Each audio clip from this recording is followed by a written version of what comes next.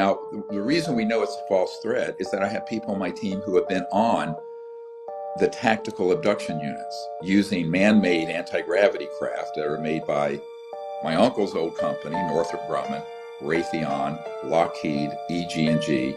We know who's working on them. We know where their plants are. We know how the devices operate.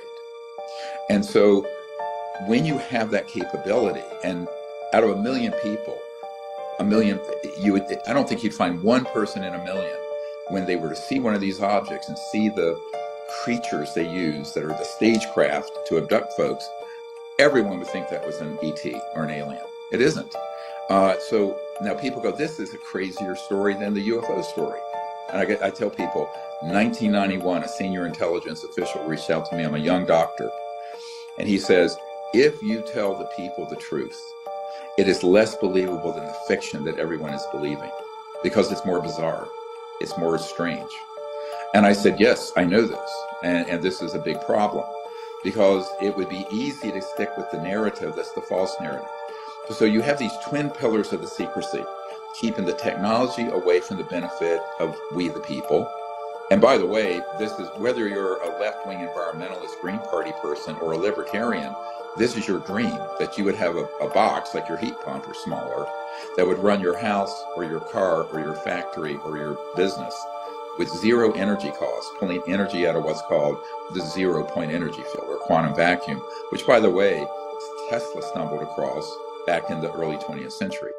My big concern, as this disclosure effort picks up steam and is being made official through inquiries and hearings and what's going on in Washington right now, they are going to get hijacked by this false narrative. And in 1999, I wrote a paper, you can see it on our website, called When Disclosure Serves Secrecy. We had the Vietnam War greatly expanded because we staged and exaggerated an attack on our vessels, Navy vessels. My dad was Navy, in the Gulf of Tonkin. So this kind of manipulation has happened historically.